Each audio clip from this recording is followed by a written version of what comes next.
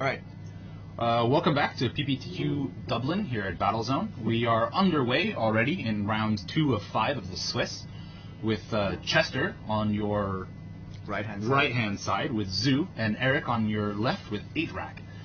So, who do you think is favored in this matchup? I think this is a very spicy matchup. Yes. I think both decks can explode right off the bat, in the sense that if Eric gets off Ensnaring Bridge, it's going to be very hard for Zoo to push through for the, depending on whether he draws enough burn spells or not. Let's take a look at the deck list over here.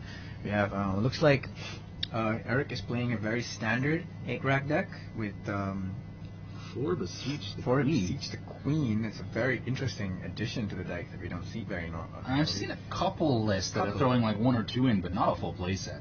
And Smallpox. 4 Smallpox. Smallpox is a great addition against Zoo. You get to get rid of the creatures. Yeah. And obviously slow Zoo down. Not by much, but it helps. It has Slaughter Pact, Dismembers. It has 4 Ensnaring Bridge, and I think Ensnaring Bridge is the key card in this matchup. Yeah, he needs to draw into that as soon as possible.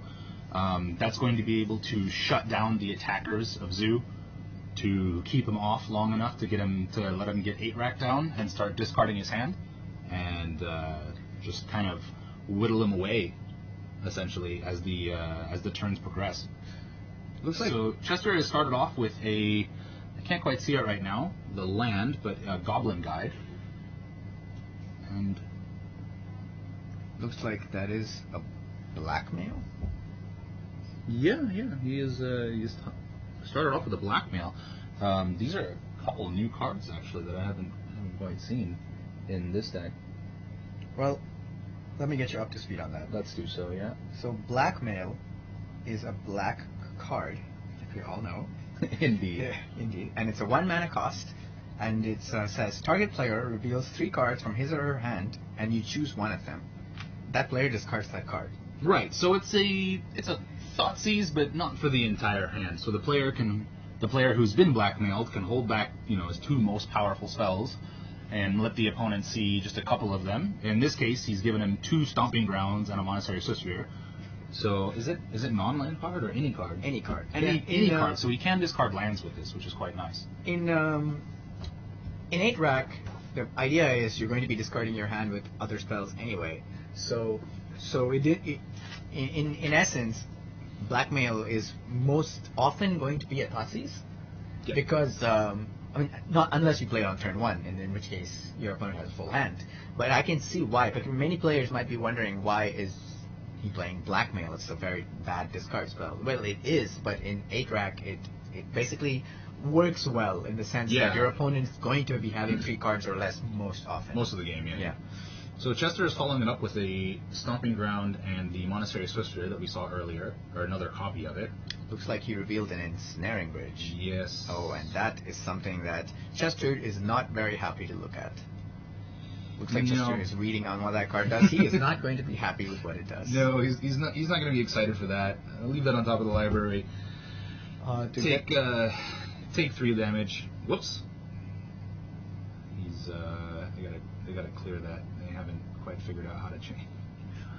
Looks like the players are slightly frustrated on having to use the life totals. The life total app that we have is okay. It's not very intuitive, but they've seemed to figure it out, so that's okay. All right. So on to Eric. He draws a card, and let's see what he has. I can't get a good look at his hand from here. We know he drew that Ensnaring Bridge. I'm sure he's going to follow this up with some sort of discard spell. Well, I believe so. Otherwise, the deck is not doing what it's intended to do. Exactly. So those of you that don't know 8-Rack, what 8-Rack does is it rips apart your opponent's hand and sometimes the battlefield with cards like Smallpox. It forces the discard. You could say 20% of the cards in the deck discard your opponent's hand, so you just get them down to empty cards. You even end up discarding cards yourself. And 8-Rack. Yes, 8-Rack is a card. The card itself, the rack, which is called, it's a card that rewards you for your opponent having lower cards in their hand. What it does is, it's a 1 mana artifact. As it enters the battlefield, you choose an opponent. In this case, you choose your opponent, and at the beginning of that player's upkeep, the rack deals X damage to that player, where X is 3 minus the number of cards in their hand. So if they have an empty hand, they're taking 3 damage every single turn. Yes. Ensnaring Bridge does something very similar. Ensnaring Bridge is an artifact 3 mana. that is also 3 mana, and it stops your opponents from attacking if the creature's power is more than the number of cards in their hand. So In again, your hand. in your hand. So if you're down to 0 cards in hand, then none of their creatures can attack unless they have 0 power, and I don't think 0 power creatures do very much damage. No, they do not. With the exception of Signal Pest? Signal Pest and also Noble Hierarch. Noble Hierarch, that is the one, because of the Exalted trigger. Yes, So exactly. you are able to do that. So he casts Smallpox, removing one of the creatures and one of the lands. Signal Pest with Ornithopter. Not Signal Pest by itself. That's not do very much. Exactly. Hopefully we get to talk about that later. Let's see if anybody actually came with Affinity today. Affinity. Affinity is a very popular deck. Alright, so looks like Chester's swinging in. That Goblin Guide is doing all the work. That was quick. looks like Eric has a 1-land hand. Is that Smallpox again? Oh, he did Smallpox, so it looks like he did sacrifice a land. Yeah, he did. He ended up sacrificing. Is that? Oh, sorry, no, that's trying to remember the name of that card. Which card? The card that he just revealed. I did not get a good look at the card that he revealed. So Chester is attacking, and he has before damage. Yeah, has played a Tarkus command, which he'll most likely be choosing the +1/+1 to all creatures, and 3 damage to the opponent, which means Eric will be taking 6 damage this turn, putting him down to 8. Right. For those of you that don't know, a Tarkus command is a very popular card from Dragons of Tarkir, and it's a 1 red and 1 green instant. It has 4 modes, which says you can give +1/+1 to all your creatures, and they gain reach, or it deals 3 damage to target each opponent. Yep. And it also makes players cannot gain life this turn. Yep. And the 4th mode, which is very relevant for the landfall decks, is that you can put a land from your hand directly into the battlefield. Yes. So it allows you to ramp a little bit as well. So it's a very versatile card. Looks like Eric played Shrieking Affliction, which is similar to what the rack does. It says if your opponent has fewer than 3 cards in your hand, you will take 3 damage. Yep. So it is a very similar card. It's basically, this deck is very redundant. All the cards do either 2 things. One of which is discard, and the other is you take damage if you have low cards in your hand.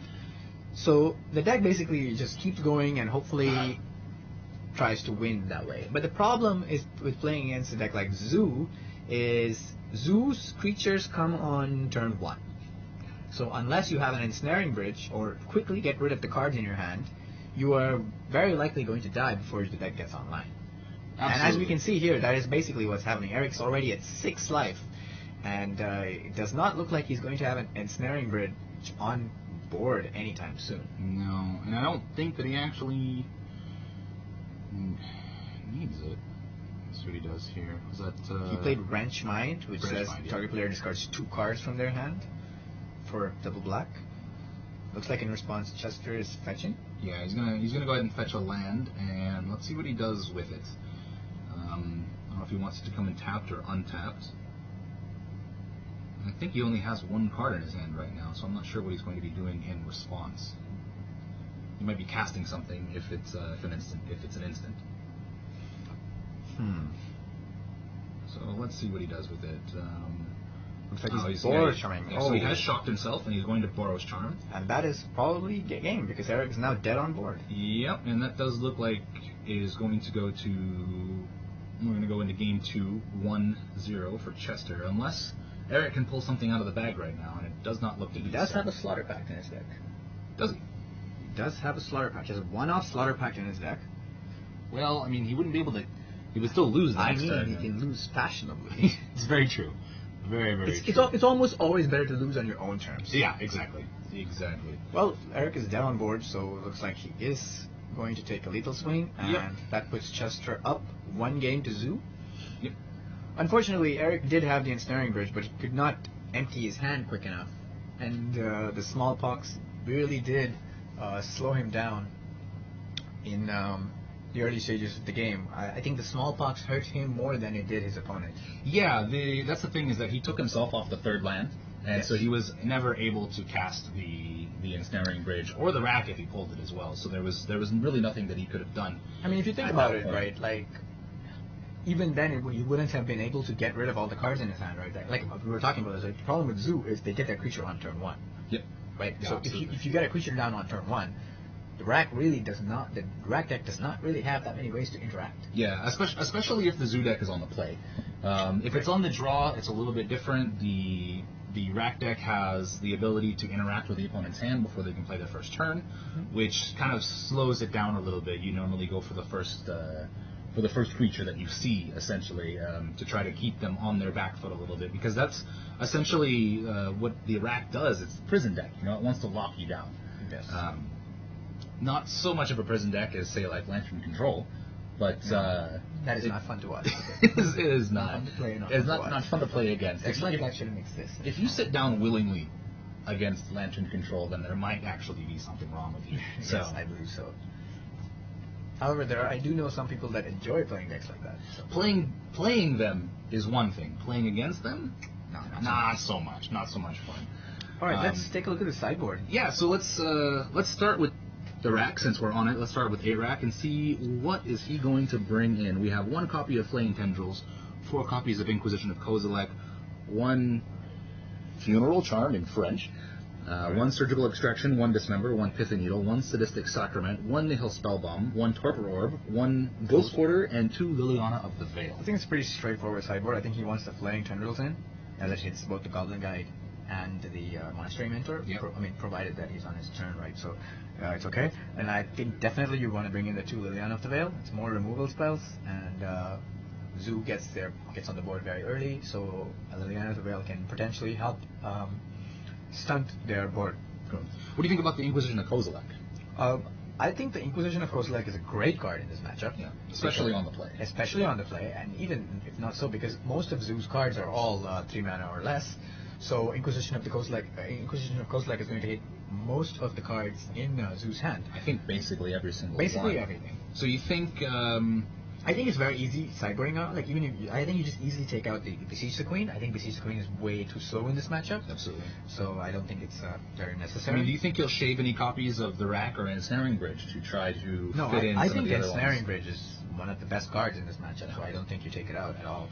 I'm pretty sure you take out since you're bringing in around 7 cards. I think it's easy. You just take out the Besiege the Queen. Yeah. You shave some number of Smallpox and Blackmails, I believe, you keep in everything else. You might even want to bring in the Dismember, depending on how the game is looking, because mainly you just want some sort of creature removal on the board, because there's only you cannot deal with your opponent's turn 1 plays. Yeah, very true. Right? Very true. So you want to have the Dismember, the Liliana of the Veil, the Inquisition of Kozilek, and the Flaying Tendrils in this matchup.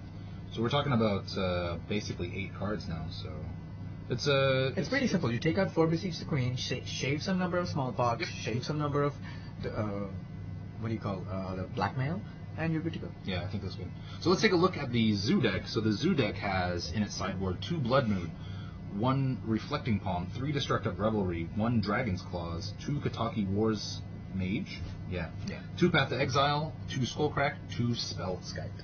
I think Zoo has a very straightforward sideboard here. I think all Zoo has to do is bring in the Destructive Revelry to deal with the rack and Ensnaring Bridges, and that's pretty much it. I think then after that they just need to beat them down, because I honestly think Zoo has a much more favorable matchup here, just because they can get a threat down very early that the rack might find kind of annoying to deal with. Exactly, and especially since they're on the draw, that allows the rack to get down the rack earlier. So their Destructive Revelry is going to be very, very valuable. So it looks like we are set for game 2. The players are deciding to keep their hands or to mulligan. Let's see what they do.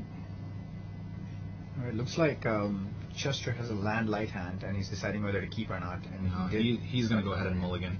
Did he go down to 6? He did not like what he saw. Eric is going to go ahead and keep at 7.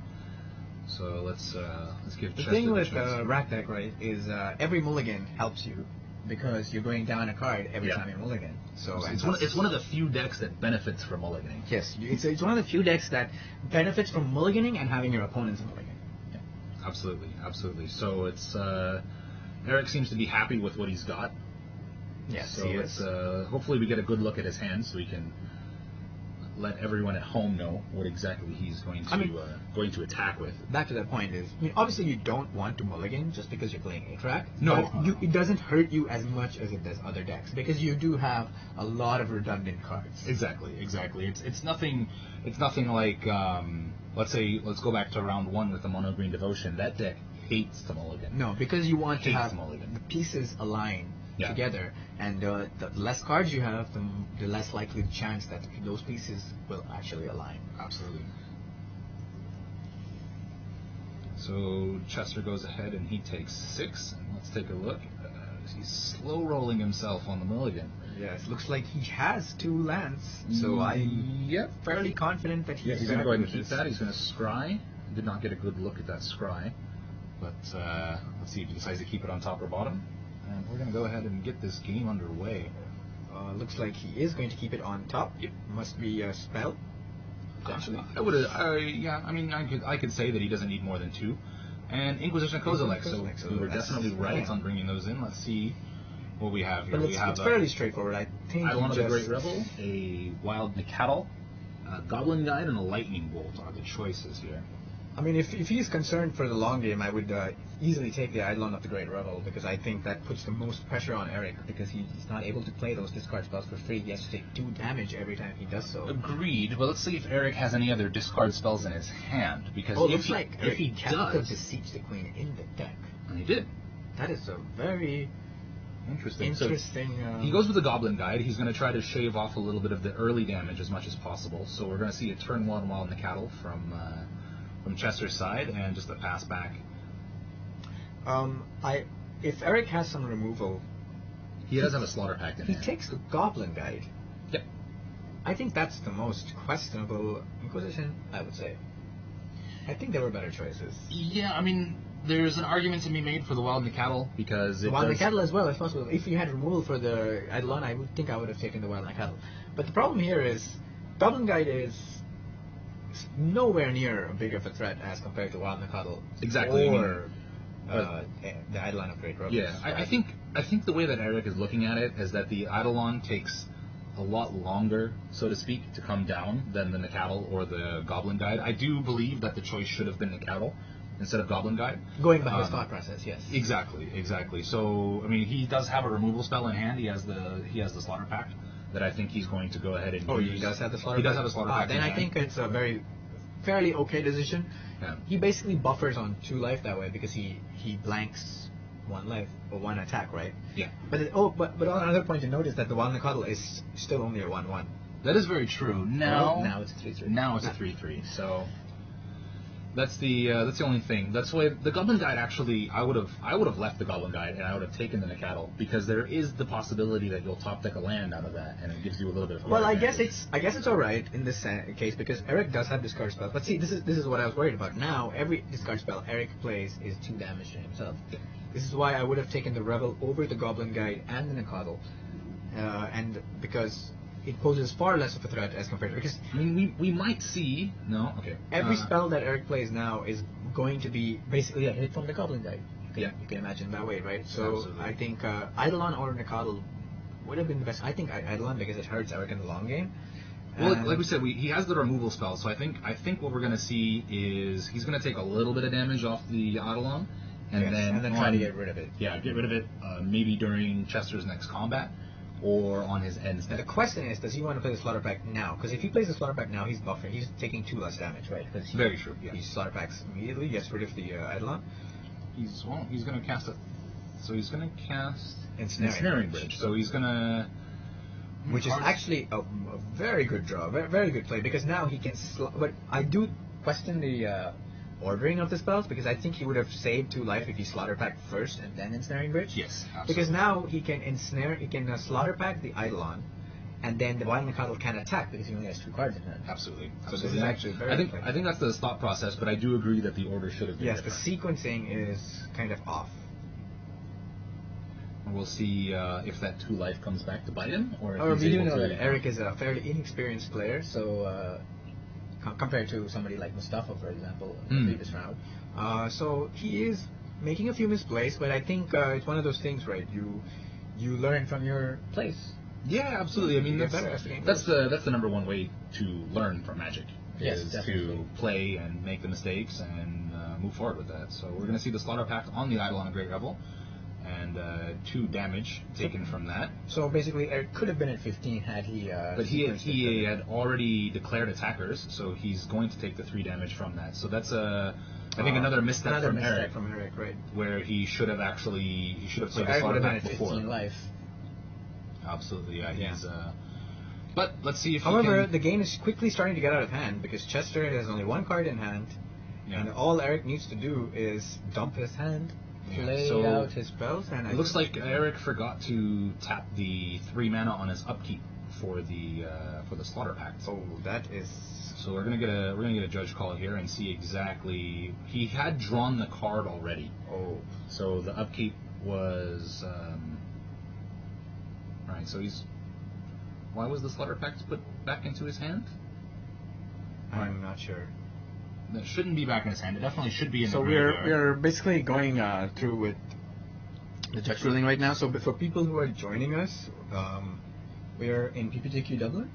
Yep. We're here at Battlezone. We're live. That's always fun. We're just in the middle of the judge call right now. 8-Rack versus Zoo. The situation is that Eric played a Slaughter Pact on the previous turn, and Eric forgot to pay for his Slaughter Pact.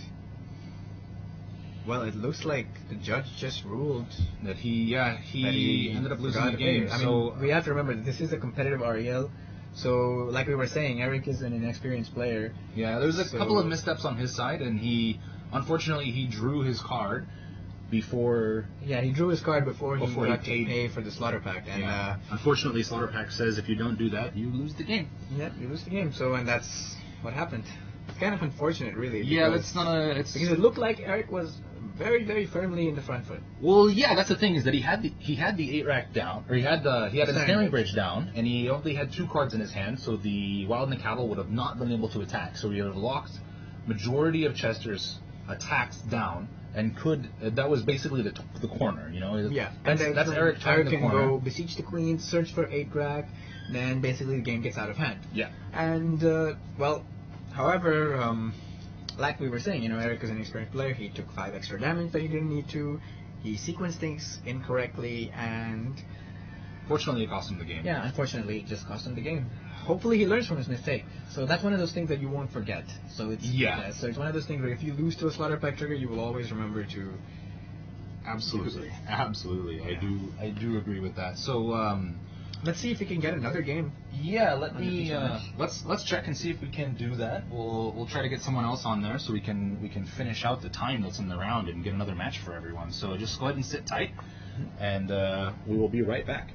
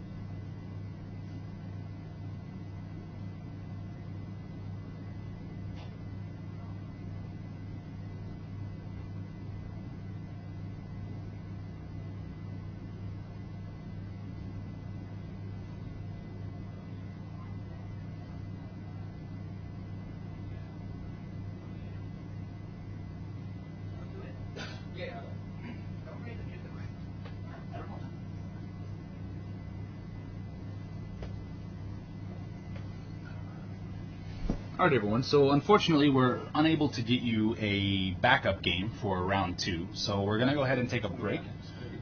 So we're going to take like a 25-30 minute break for round 2, and we'll come back with round 3 of PPTQ Dublin Modern.